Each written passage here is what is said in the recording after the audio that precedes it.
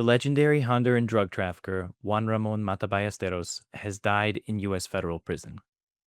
I'm Mike Lasusa, Deputy Director of Content for InSight Crime, and I'm here with Sam Woolston, an InSight Crime investigator based in Honduras. Sam, Matta Ballesteros has been out of the game for decades. He spent over 40 years in U.S. prison, but before that, he was a hugely important figure in the cocaine trade. Tell us who he was and how he got his start in the underworld. It is hard to understate the importance of Matta Ballesteros for the cocaine underworld, Mike. This is one of Honduras's most prolific traffickers. And what he's famous for is he did something really smart. He was one of the first people to link major organized crime groups in Mexico, who are really good at moving drugs, with major organized crime groups in Colombia, who are really good at producing drugs. And Matta Ballesteros in Honduras was exactly in the geographical middle. He had networked extensively with criminal sort of operatives in both countries. So he was the perfect person to make these links. And that really paved the way for exponential increases in the quantities of drugs being shipped between the two countries and ultimately onto the United States and Europe and other places as well. Yeah, and as you mentioned, at the peak of his power, the his network was responsible for these huge cocaine flows. Up to a third of the cocaine entering the U.S. Was moved by his network, according to some estimates. So, tell us a little bit more about those geographical advantages and some of the innovations in drug trafficking that Mata Ballesteros introduced that helped him to get to that point.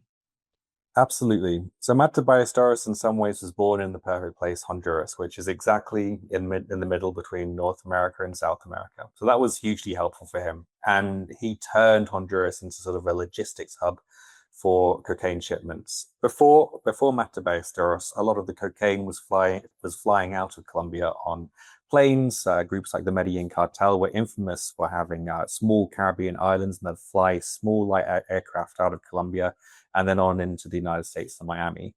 The problem with planes is you can only get so much cocaine on board a plane, and it's also quite an expensive way of shipping, and it's quite conspicuous as well.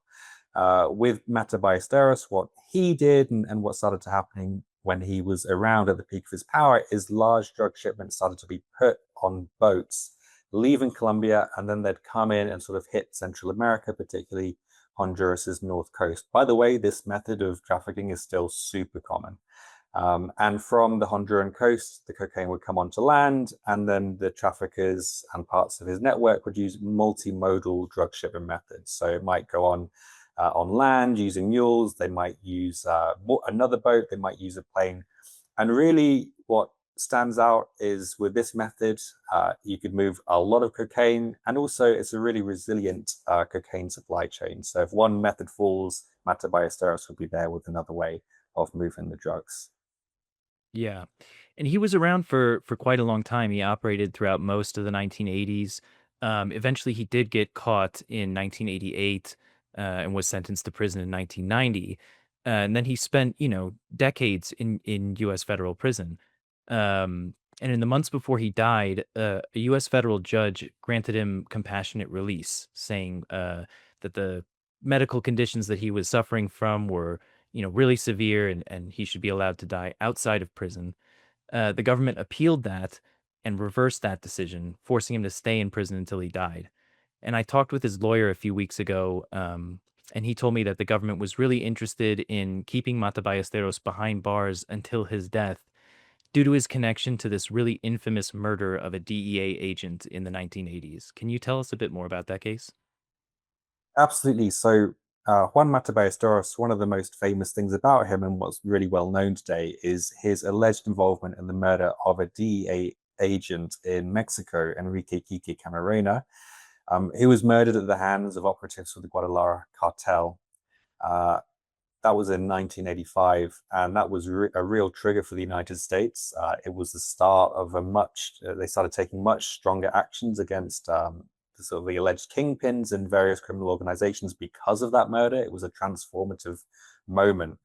And one of the people that they suspected may have been involved was Matta Ballesteros, although they never were able to prove it in court. He was never convicted.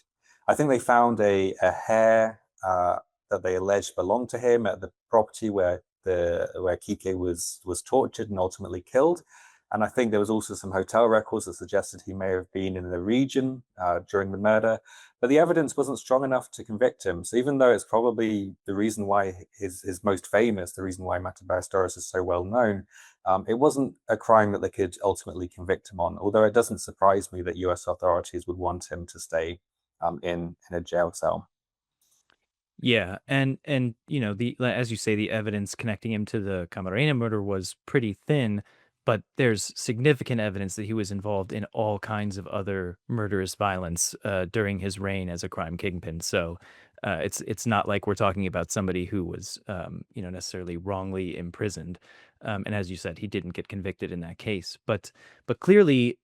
He's somebody that leaves behind a really significant legacy in terms of organized crime in Central America.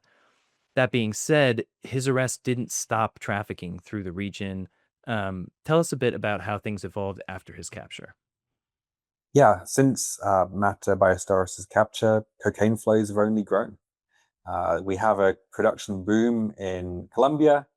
When Matta was around, they maybe were producing, I don't know, a couple of hundred tons.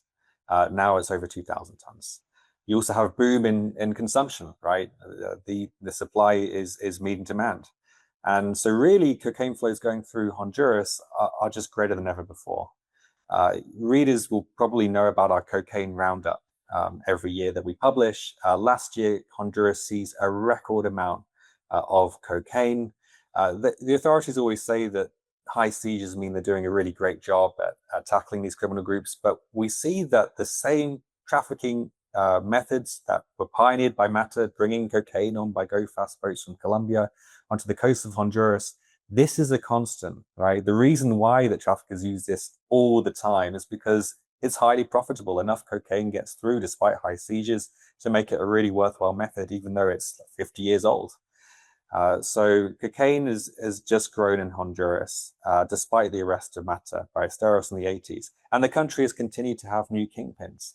People who follow the coverage in Honduras will undoubtedly know about Juan Orlando Hernandez, the former president, who allegedly was part of a big drug trafficking network with his family, and his brother, Tony Hernandez, is in jail, and Juan Orlando is sentenced to 45 years. People said that Juan Orlando Hernandez had turned Honduras into a narco state. But what we see and what Matta Ballesteros' legacy tells us is that Honduras always had sort of massive corruption by drug trafficking networks. It always was a place with impunity for these networks. And despite the arrest of kingpins, Matta Ballesteros or Juan Orlando Hernandez, drug trafficking just continues. Absolutely, and that's the reason why we continue to cover Honduras so closely. Thanks, Sam. This was a really interesting conversation. And if you want to learn more about Juan Ramón Matta Ballesteros and organized crime in Honduras, please check out our coverage at insightcrime.org. Thank you. Thanks, Mike.